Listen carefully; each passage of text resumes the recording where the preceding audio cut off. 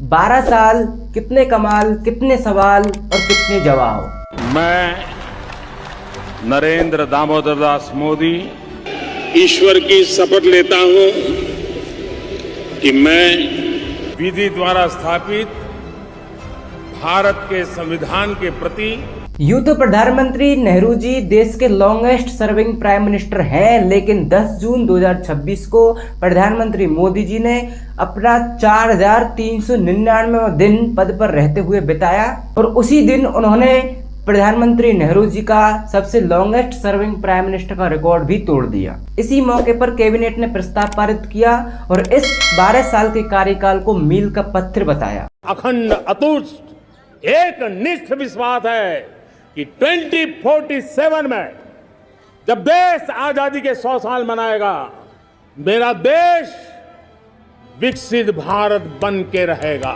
दिल्ली के भारत मंडपम में NDA conclave की एक बैठक में प्रधानमंत्री मोदी जी ने 12 साल की उपलब्धियां गिनाई। लेकिन क्या भारत की तस्वीर उतनी बदल चुकी है जितनी प्रधानमंत्री मोदी बता रहे हैं? क्या उतनी उजली हो चुकी है जितना वो गिना रहे हैं? इस वीडियो में बात करते हैं। साल 2014 से लेकर 2026 तक भारत सरकार द्वारा कई बड़े फैसले लिए गए जिनकी जमकर तारीफ हुई, लेकिन दूसरी तरफ कुछ ऐसे फैसले भी लिए गए जिनकी तीखी आलोचना भी हुई।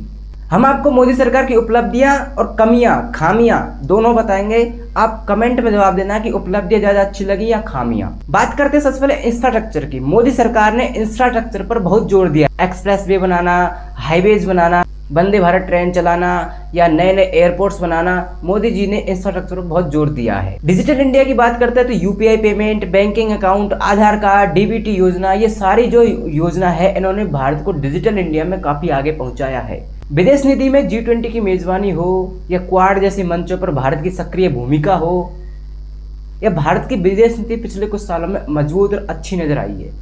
रक्षा क्षेत्र में बात करते हैं, राफेल जैसे लड़ाकू विमान खरीदना, स्वदेशी रक्षा उत्पाद पर जोर देना और सीमा क्षेत्र के इलाकों में सड़क और सुरंगों का निर्माण करना, यह भी रक्षा क्षेत्र के लिए एक बड़ी उपलब्धि में गिना जा सकता है। प्रधानमंत्री मोदी जी ने कल्याणकारी योजनाएं कितनी निकाली है उनकी तो लिस्ट ही नहीं है। और इकोनॉमी की बात करते हैं, जीडीपी में $4 ट्रिलियन पर हमारा स्थान आना, सकल घरेलू उत्पाद हम 4थे स्थान पर होना और जीएसटी जैसे रिफॉर्म, ये हमारी इकोनॉमी के लिए वरदान साबित हुए हैं। ऑपरेशन सिंदूर और सर्जिकल स्ट्राइक को भी प्रधानमंत्री मोदी और भारत सरकार की उपलब्धियों में गिना जा सकता है।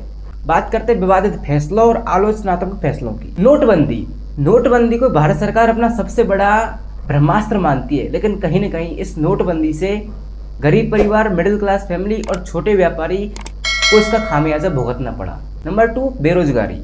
रोजगार को लेकर सरकार हमेशा कटघरे में खड़ी रहती है। महंगाई, खासकर कोरोना के बाद से 2020 के बाद से पेट्रोल डीजल के दाम का बढ़ना, घर में काम आने वाली छोटी छोटी वस्तुओं के दाम बढ़ना, कृषि कानून लेके आना, 3 कृषि कानून लेके आए।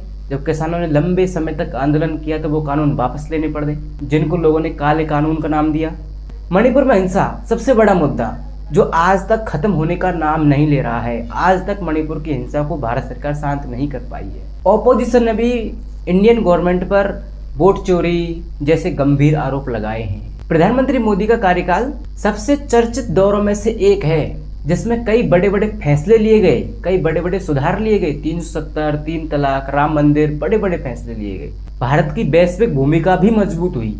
वहीं दूसरी तरफ बेरोजगारी, महंगाई, नोटबंदी के नकारात्मक प्रभाव, किसान आंदोलन, अभी सीजेपी प्रोटेस्ट, कांग्रेस जनता पार्टी का स्टूडेंट प्रोटेस्ट, नीट एग्जाम्स और कुछ सामाजिक और राजनीतिक फैसलों पर लगातार बहस होती रही। मैंने मोदी सरकार की उपलब्धि और कमियां दोनों आपके सामने रखी। अब सवाल आपसे है, आपके अनुसार मोदी सरकार के 12 साल में सबसे बड़ा योगदान क्या है और सबसे बड़ी कमी क्या रही है? कमेंट करके जरूर बताएं।